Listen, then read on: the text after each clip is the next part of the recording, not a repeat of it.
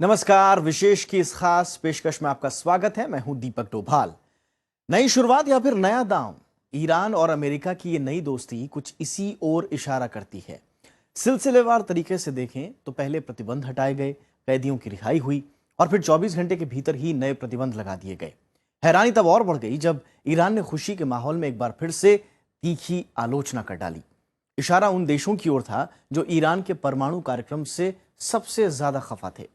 आज विशेष में हम इसी उलझी हुई गुत्थी को सुलझाने की कोशिश करेंगे और आपको इस पूरी कवायद के हर कोण से रूबरू कराएंगे। तो चलिए शुरू करते हैं आज की यह खास पेशकश।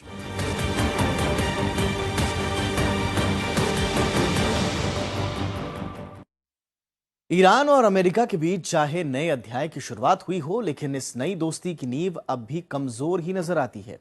वो इसलिए क्योंकि ईरान पर अगर कुछ प्रतिबंध हटाए गए तो कुछ नए प्रतिबंध भी लागू किए गए हैं।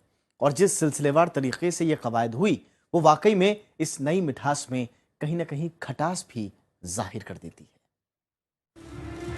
शनिवार को जब अमेरिका ने ईरान से प्रतिबंध हटाने का ऐलान किया तो ईरान में खुशी का माहौल था।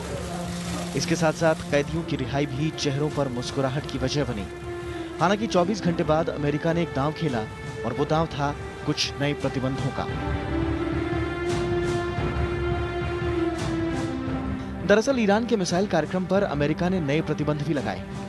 इसके तहत ईरान के मिसाइल कार्यक्रम से जुड़ी 11 संस्थाएं और लोग अमेरिकी बैंकिंग तंत्र का इस्तेमाल नहीं कर पाएंगे। दरअसल बीते साल अक्टूबर में ईरान ने बैलिस्टिक मिसाइल का परीक्षण किया था, जो संयुक्त राष्ट्र के नियमों के खिलाफ है। लिहाजा उस पर नए प्रतिबंध लगाए गए हैं। अब ऊपरी तौर पर इसे चाहे एक नई शुरुआत माना जाए, लेकिन ईरान के मिसाइल कार्यक्रम की वजह से उस पर लगे नए प्रतिबंध इस नई शुरुआत पर सवालिया निशान खड़ा करते हैं। ईरान के विदेश मंत्रालय से आए बयान के मुताबिक ईरान पर लगे नए प्रतिबंध उन देशों को खुश करने की कोशिश है जो न्यूक्लियर डील का विरोध कर रहे थे। वहीं इसके साथ साथ ईरान ने यह भी साफ किया कि इससे उसके मिसाइल कार्यक्रम पर कोई फर्क नहीं पड़ेगा और वो अपने कार्यक्रम को जारी रखेगा। अब ऐसे में ये नई शुरुआत कितनी ठोस है, कहना वाकई में मुश्किल होगा। वहीं दूसरी तरफ ईरान पर हटे प्रतिबंध अब कच्चे तेल के बाजार में कोहराम मचा रहे हैं। आप यकीनन ये सुनकर हैरान रह जाएंगे, 2003 यानी 13 साल बाद कच्चे तेल के दाम अब तक के निचले स्तर पर पहुंच गए हैं। पेट्रोलियम मंत्रालय के आधिकारिक आंकड़ों के मुताबिक इंडियन बास्केट क्रूड की कीमत $26.40 प्रति बैरल रही। इससे पहले ये स्तर जून 2003 में देखा गया था। ये तेल के दाम कभी $100, $150 जो गए थे, वो तो सब आर्टिफिशियल क्रिएट किए गए थे। कोटा परमिट बना के नहीं निकालने देंगे दाम, उस ऑयल की आर्टिफिशियल क्राइसिस। एक तो प्रोडक्शन कम कर देते थे ये, और दूसरी डिमांड बढ़ रही थी इंडिया में, चाइना में, और फिर साउथ ईस्ट एशिया में बहुत डिमांड एशिया के अंदर बढ़ गई थी तेल की, तो उधर प्रोडक्शन भी कम हो गया था। दूसरी तरफ ये भी था कि इराक का तेल, ईरान का तेल मार्केट में नहीं आ रहा था, क्योंकि प्रतिबंध अमेरिका ने और इंटरनेशनल कम्युनिटी ने लगा रखे थे। तो इनका अब ये तेल बाहर आ रहे हैं, तो उसकी वजह से ये तेल का दाम तो कम होना ही होना है। जानकारों की माने तो ईरान को प्रतिबंध हटाने का बेहद फायदा होगा।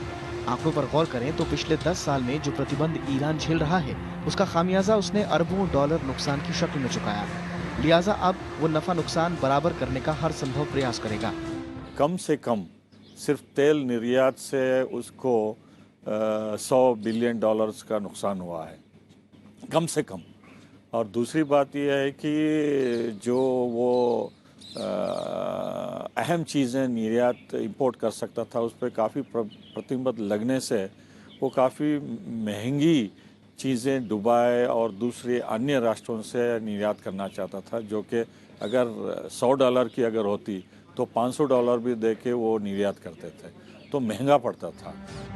कच्चे तेल की कीमतों में आई बड़ी गिरावट से भारत समेत दक्षिण एशियाई देशों में मांग सुधरने के कोई खास आसार नहीं है। यह आकलन HSBC ने अपनी एक ताज़ा रिपोर्ट में पेश किया है। रिपोर्ट में कहा गया है कि तेल की गिरी हुई कीमतों से इस क्षेत्र की अर्थव्यवस्थाओं को फिलहाल कोई मदद नहीं मिलने वाली। रिपोर्ट में कहा गया है कि ऊपरी तौर पर ऐसा लगता है कि तेल के दाम घटने से खर्च में कमी आएगी और क्रय शक्ति में बढ़ोतरी होगी, पर यह बात इतनी सीधी और आसान नहीं है। नवविक्रम सिंह के साथ ब्यूरो रिपोर्ट, राज्यसभा टीवी। तो ईरान पर लगा आर्थिक प्रतिबंध खत्म हो गया है। करीब एक दशक पहले अमेरिका और यूरोपीय संघ ने ईरान पर कई प्रतिबंध लगाए थे। हालांकि इन प्रतिबंधों के बदले ईरान अब कभी भी परमाणु बम नहीं बनाएगा। ईरान ने अपने परमाणु कार्यक्रम में पारदर्शिता की बात भी मान ली है। पिछले साल विश्व शक्तियों के साथ समझौते के तहत किए वादों को ईरान ने पूरा कर लिया है। इसका ऐलान अंतर्राष्ट्रीय परमाणु ऊर्जा एजेंसी ने किया।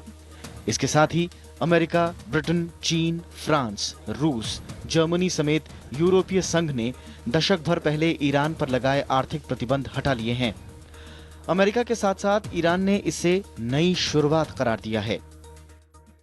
This is a good day because once again we're seeing what's possible with strong American diplomacy. As I said in my State of the Union address, ensuring the security of the United States and the safety of our people demands a smart, patient, and disciplined approach to the world. That includes our diplomacy with the Islamic Republic of Iran. Now today is the day of the victory of the people of Iran on the political arena. The people of Iran proved that constructive interaction is true and is the right way. We can have interactions with the world that is in the interest of our people and definitely not to the detriment of others. प्रतिबंधों की वजह से Iran दुनिया से आर्थिक रूप से कटा हुआ था और आर्थिक संकट झेल रहा था। अब प्रतिबंध हटने से उसे राहत की उम्मीद है। ताजा समझौते के तहत ईरान अब परमाणु बम कभी नहीं बना पाएगा। वो भविष्य में अपनी हर परमाणु गतिविधि में पारदर्शिता रखेगा। ईरान करीब 100 अरब डॉलर की अपनी जब्त संपत्ति का इस्तेमाल कर सकेगा। साथ ही वो अंतर्राष्ट्रीय बाजार में तेल भी बेच पाएगा। प्रतिबंध के दौर में ईरान रोजाना 11 लाख बैरल कच्चे तेल का निर्यात कर रहा था। अब इसमें 5 लाख बैरल का और इजाफा होगा। माना जा रहा है कि इससे कच्चे तेल के दामों में और गिरावट आ सकती है। तेल के निर्यात से ईरान की कमाई अगले साल तक 10 अरब डॉलर होने की संभावना है। इसके अलावा ईरान को गैस के कारोबार, वित्तीय लेन देन, उड्डयन और जहाजरानी के क्षेत्रों में लागू प्रतिबंधों में ढील दी जाएगी। संयुक्त राष्ट्र महासचिव ने इस समझौते को मील का पत्थर बताया, जबकि इजराइल ने ईरान पर बराबर नजर रखने की बात कही। I am also heartened by the lifting of sanctions against Iran. I hope that the parties now move to fully carry out joint comprehensive plan of action in good faith. Now is the moment to boost the cooperation on other pressing challenges through dialogue, which should continue to guide the way forward to a safer future. ישראל תמשיך לעקוב אחר כל הפרות בינלאומיות של איראן, כולל של הסכם הגרעין והסכם הטילים הבליסטיים והטרור. הקהילה הבינלאומית חייבת לנקוט בסנקציות חמורות ותקיפות על כל הפרה. इसके अलावा America और Iran के बीच कैदियों की रिहाई को लेकर भी अहम समझौता हुआ है। ईरान ने 4 अमेरिकी कैदियों को रिहा किया है, तो वहीं अमेरिका ने 7 ईरानी कैदियों को छोड़ा। Bureau report, Rajya Sabha TV. Iran पर लगे अमेरिकी आर्थिक प्रतिबंध के चलते भारत को भी व्यापार कम करना पड़ा था, लेकिन प्रतिबंध हटने के बाद व्यापार की राह फिर से खुल जाएगी। भारत को उम्मीद है कि बीते कुछ साल से धीमा पड़ा व्यापारिक रिश्ता अब नई रफ्तार पकड़ेगा। आइए देखते हैं भारत को ईरान से प्रतिबंध हटने से दरअसल कौन कौन से फायदे होंगे।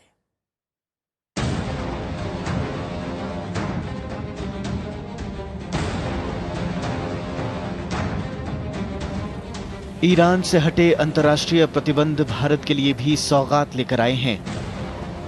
ऊर्जा संकट से जूझ रहे भारत के लिए संभावनाओं के नए रास्ते खुल गए हैं। दुनिया के 1/4 तेल भंडार वाले ईरान से प्रतिबंध हटने के बाद भारत को दूर स्थित वेनेजुएला के चक्कर कम काटने पड़ेंगे। उम्मीद की जा रही है कि ईरान में अब प्रतिदिन 5 लाख बैरल का उत्पादन बढ़ जाएगा। इससे क्रूड $10 बैरल तक लुढ़क सकता है, जिसका फायदा भारत जैसे बड़े क्रूड आयात करने वाले देश को भी मिलेगा। ईरान पर पाबंदी हटने से भारत को कई सीधे फायदे मिल सकते हैं। उम्मीद है कि भारत अब बड़ी मात्रा में ईरान से डॉलर या यूरो में कच्चा तेल आयात कर सकेगा। दोनों देशों के अच्छे संबंधों का असर निवेश पर भी पड़ेगा। वहीं ईरान के माध्यम से भारत की पश्चिम एशिया की राजनीति में ज्यादा सक्रिय भूमिका बन पाएगी।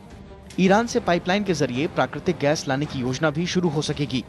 अंतर्राष्ट्रीय बाजार में कच्चे तेल की कीमतों में गिरावट आने पर तेल कंपनियां पेट्रोल और डीजल के दाम कम कर सकती हैं। इससे महंगाई के स्तर पर आम आदमी को राहत की उम्मीद है। पहली बात तो ये कि ईरान का तेल मार्केट में आएगा, तेल की कीमतें कम होंगी, ये बहुत बड़ी बात है। इसकी वजह से जो रिसेशन और मंदी का दौर चल रहा है उसमें प्रॉब्लम कम होंगी। और बड़ी आर्टिफिशियल तेल की कीमतें थीं, $150 तक पहुंचा दी गई थी। अगर इराक और ईरान का तेल आता रहता तो मैं नहीं समझता कि इतना भारत और ईरान के बीच बासमती चावल, चीनी, भारी मशीनरी और दवा का लेन देन तेज हो जाएगा। भारत की मैंगलोर रिफाइनरी ईरान से आने वाले तेल के परिशोधन करने के लिए खास तौर पर डिजाइन की गई थी। अब मैंगलोर रिफाइनरी को तेल मिलने लगेगा। ओएनजीसी विदेश लिमिटेड ने 2008 में ईरान के नजदीक खाड़ी में फरजाद बी गैस पट्टी की तलाश की थी, जिसका काम रुका हुआ है। वहीं दक्षिण पूर्वी ईरान में भारत चाबहार बंदरगाह के निर्माण में जोर शोर से लगा हुआ था, लेकिन बदले हालात में वो भी सुस्त पड़ गया। लिहाजा इन परियोजनाओं में अब तेजी की संभावना है।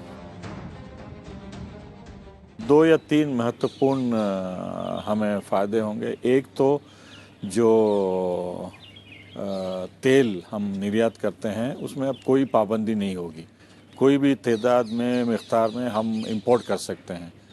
और दूसरा है कि जो हमारे एक्सपोर्ट्स ईरान को जाते थे उस पर भी काफ़ी असर हुआ था। अब हम कोई भी चीज़ ईरान को एक्सपोर्ट कर सकते हैं। मध्य पूर्व में ईरान भारत का मजबूत साझेदार रहा है, लेकिन ईरान के परमाणु कार्यक्रम के बाद दोनों देशों के संबंधों में थोड़ी खटास देखने को मिली। भारत ने 2005 में अंतर्राष्ट्रीय परमाणु ऊर्जा एजेंसी में ईरान के खिलाफ वोट किया। ईरान ने आरोप लगाया कि भारत अमेरिका के दबाव में है। 2009 में भारत ने Iran Pakistan Bharat gas pipeline परियोजना से पीछे हटने का फैसला किया, तो वहीं 2010 में भारत ने चाबहार परियोजना में निवेश से हाथ खींच लिए। 2013 में अमेरिकी प्रतिबंधों के चलते भारत ने ईरान से तेल आयात में भी कटौती की। दरअसल परमाणु कार्यक्रम पर भारत ने अंतर्राष्ट्रीय परमाणु ऊर्जा एजेंसी के रुख के साथ खुद को जोड़े रखा, लेकिन अब प्रतिबंध हटने के साथ ही भारत ज्यादा खुलकर ईरान से अपने रिश्ते बढ़ा सकता है। भारत के लिए ईरान से व्यापारिक और दूसरे द्विपक्षीय मसले मजबूत करने का भी अब मौका आ गया है। नवविक्रम सिंह के साथ दीपक डोभाल, राज्यसभा टीवी। और विशेष में फिलहाल एक छोटे से ब्रेक का वक्त है, लेकिन ब्रेक के बाद आपको दिखाएंगे आखिर क्या है ईरान का इतिहास।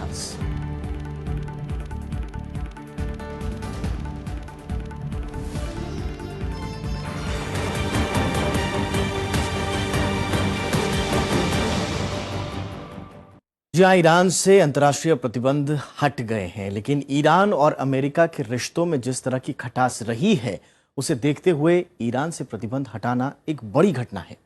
लेकिन ये रातों रात नहीं हुआ, बल्कि इसकी जमीन बीते कई सालों से तैयार हो रही थी, खासकर रूहानी के शपथ ग्रहण के बाद। आखिरकार बीते साल वियना में ईरान और बाकी 6 देशों के बीच समझौता हुआ, जो प्रतिबंधों को हटाने की वजह बना। एक नजर डालते हैं इस पूरे सफर पर। 2013 में जब हसन रूहानी ने ईरान की कमान संभाली, तभी ये लगने लगा था कि ईरान बाकी दुनिया से रिश्तों के नए सफर पर चलने जा रहा है। उदारवादी माने जाने वाले रूहानी को जनता ने इसी नई सोच के लिए जीत का सेहरा पहनाया।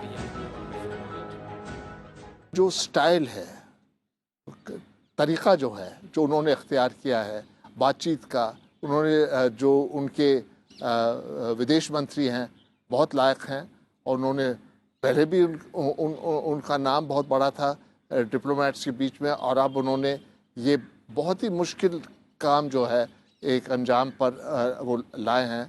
और इस तरह बातचीत उन्होंने की है अमेरिका से और पूरी दुनिया से, सिर्फ अमेरिका से नहीं, कि उससे लगता है कि वाकई उनकी नीयत ठीक है। सितंबर 2013 में वो लम्हा भी आया जब रूहानी ने इस ओर एक ऐतिहासिक कदम बढ़ाया। 28 सितंबर को अमेरिकी राष्ट्रपति बराक ओबामा और हसन रूहानी ने फोन पर बात की। ये पिछले 30 साल में दोनों देशों के बीच पहली सर्वोच्च स्तरीय बातचीत थी। जानकारों के मुताबिक इस दौरान ईरान और अमेरिका के बीच कई बार खुफिया स्तर पर बातचीत हुई। नवंबर 23, 2013 को ईरान और दुनिया के 6 देश जॉइंट प्लान ऑफ एक्शन समझौते पर सहमत हुए। समझौते के तहत प्रतिबंधों में ढील के बदले ईरान परमाणु कार्यक्रम पर लगाम कसने पर सहमत हो गया। ये 6 देश थे अमेरिका, ब्रिटेन, चीन, फ्रांस, जर्मनी और रूस। अप्रैल 2015 में स्विट्जरलैंड के लॉजान शहर में 8 दिनों की खींचतान के बाद एक समझौता तय हुआ और आखिरकार 14 जुलाई 2015 को ऑस्ट्रिया की राजधानी वियना में इस ऐतिहासिक करार पर मुहर लगी। समझौते पर सभी देशों ने न सिर्फ सहमति जाहिर की बल्कि संतुष्टि भी जताई। करार के नए मसौदे के मुताबिक ईरान संवर्धित यूरेनियम के स्तर को 2/3 कम करने पर राजी हो गया। इसके तहत ईरान 19,000 इंस्टॉल्ड क्षमता को कम करके 5,060 तक सीमित करने पर सहमत हुआ। इससे ज्यादा यूरेनियम संवर्धन सिर्फ IAEA की निगरानी में ही किया जा सकेगा। 15 साल तक ईरान यूरेनियम को 3.67% से ज्यादा संवर्धित नहीं करेगा। इस दौरान यूरेनियम संवर्धन के लिए कोई नया प्लांट भी नहीं लगाएगा और 15 साल तक यूरेनियम का भंडार 300 किलोग्राम से ज्यादा नहीं कर सकेगा। अगले 10 सालों तक ईरान सिर्फ 4 रिएक्टरों में संवर्धन कर पाएगा। यूरेनियम संवर्धन को लेकर ही सबसे ज्यादा चिंता जताई जा रही थी। खासतौर पर इजराइल ने ईरान को पश्चिमी एशिया में शांति के लिए खतरा करार दिया था, लेकिन समझौते में यह साफ था कि ईरान परमाणु बम नहीं बना सकता। बैठक में यह नतीजा निकला कि ईरान को समूची प्रक्रिया के दौरान पारदर्शिता रखनी होगी। अंतर्राष्ट्रीय परमाणु ऊर्जा एजेंसी को किसी भी प्लांट की नियमित जांच का अधिकार होगा। रिएक्टर्स और प्लांट के भीतर निगरानी के लिए कैमरे लगाए जाएंगे। करार के बाद ईरान पर लगा आर्थिक प्रतिबंध खत्म हो जाएगा। ईरान के परमाणु कार्यक्रम से जुड़े संयुक्त राष्ट्र सुरक्षा परिषद के सारे प्रस्ताव भी खत्म हो जाएंगे। शुरू के 10 सालों तक ईरान संवर्धन क्षमता को सीमित रखेगा और अगले 5 साल तक उसी अनुपात में बढ़ाएगा जिस पर P5+1 देशों ने सहमति दी है। निगरानी 15 साल बाद भी जारी रहेगी। बीते कुछ साल में ईरान ने परमाणु कार्यक्रम को जिस तरह से खुलकर दुनिया के सामने रखा, उसके बाद कई मुल्कों ने यह शंका जाहिर की कि ईरान परमाणु बम बनाने की तकनीक विकसित करने की स्थिति में पहुंच गया है। लिहाजा संवर्धित यूरेनियम के मामले में ईरान को दायरे में समेटने के लिए दबाव बनाया गया। हालांकि ईरान लगातार ये साफ करता रहा कि वो परमाणु अप्रसार संधि से बंधे होने के कारण ऐसा कदम नहीं उठाएगा, बल्कि वो परमाणु ऊर्जा के लिए रिएक्टर लगा रहा है। नवविक्रम सिंह के साथ ब्यूरो रिपोर्ट, राज्यसभा टीवी। पश्चिम एशिया में बसा देश ईरान बरसों से अंतर्राष्ट्रीय सुर्खियों का हिस्सा रहा। कभी इराक से युद्ध को लेकर तो कभी इजराइल से तनातनी, तो हाल ही में सऊदी अरब से तल्ख रिश्तों को लेकर भी ये सुर्खियों में आया। आइए देखते हैं इस देश के इतिहास और सफर पर एक नजर।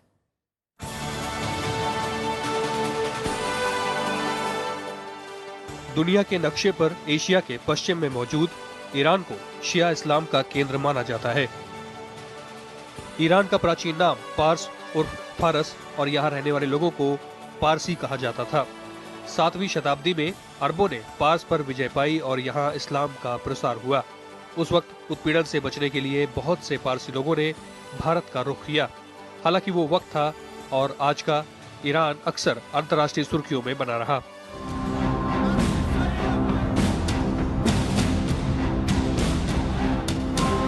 आधुनिक दौर के साथ कई देशों से उसके रिश्ते बेहतर हुए तो कई मुल्कों से रिश्तों में खटास आ गई। ईरान के इतिहास में सबसे स्याह पन्ना पड़ोसी से युद्ध को माना जाता है।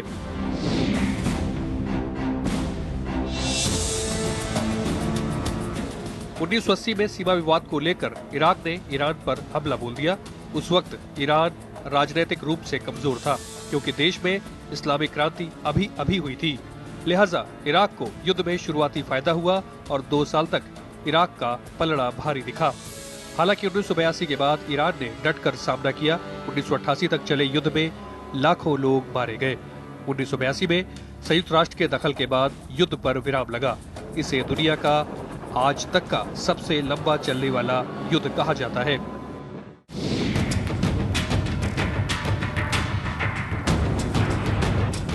ईरान के इजराइल से रिश्तों में कभी मिठास तो कभी खटास देखने को मिलती है। 1980 में ईरान इराक युद्ध में इजराइल ने ईरान की काफी मदद की, जिसमें हथियारों की बिक्री शुमार थी। हालांकि 90 का दशक आते आते दोनों देशों में खटास आने लगी, जिसका मुख्य कारण फिलिस्तीन रहा। ईरान ने अंतर्राष्ट्रीय स्तर पर खुलेआम फिलिस्तीन का साथ दिया और इजराइल को गाजा पट्टी में चल रहे संघर्ष के लिए जिम्मेदार ठहराया। उस वक्त से आज तक दोनों के रिश्ते कभी सामान्य नहीं हो पाए। ईरान के परमाणु कार्यक्रम पर पश्चिमी देशों की सबसे बड़ी चिंता भी इजराइल को लेकर थी। 2006 में अमेरिका और यूरोपीय संघ ने ईरान पर कई प्रतिबंध लगा दिए। हालांकि नए समझौते के तहत प्रतिबंध तो हटा लिए गए हैं, लेकिन इजराइल की तल्खी आज भी बरकरार है।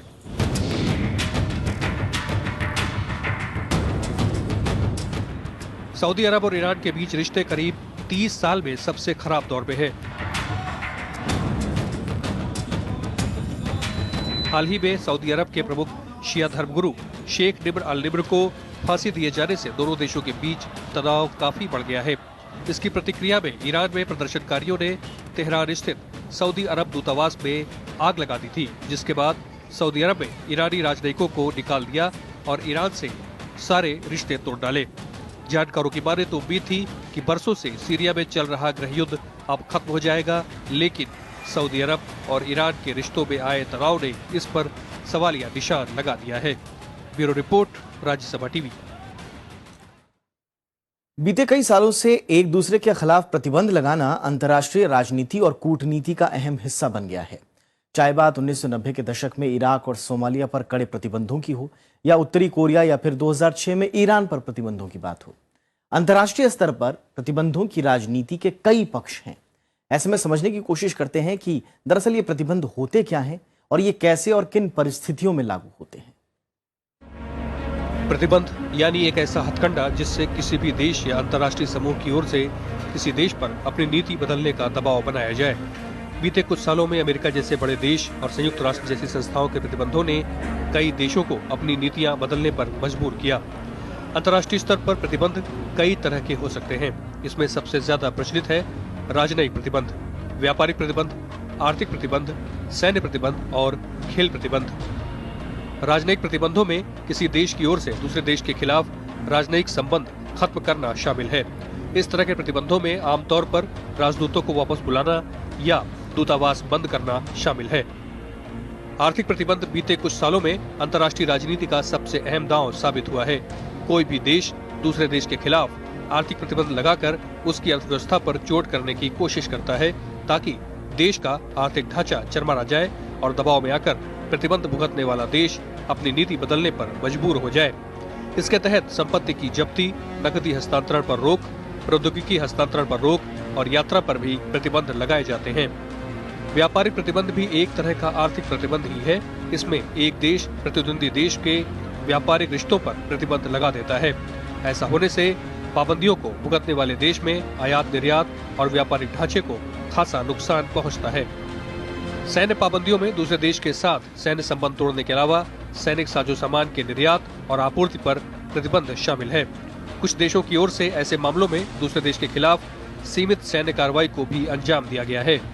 कई बार मनमुटाव या दूसरे कारणों से एक देश दूसरे देश में अपने खिलाड़ियों को भेजने पर रोक लगा देता है। कई बार किसी खास देश में हो रहे खेल आयोजन का बहिष्कार भी किया जाता है। ये सभी खेल प्रतिबंधों का उदाहरण है।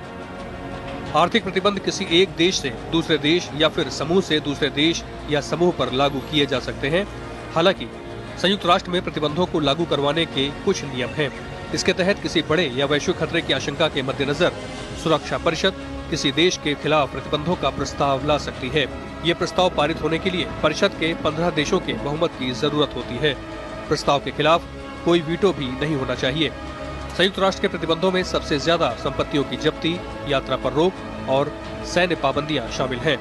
सहमति के बाद प्रतिबंधों को हटाने के लिए भी मसौदे पर सभी देशों के हस्ताक्षर शामिल होने जरूरी होते हैं। Bureau report, Rajya Sabha TV.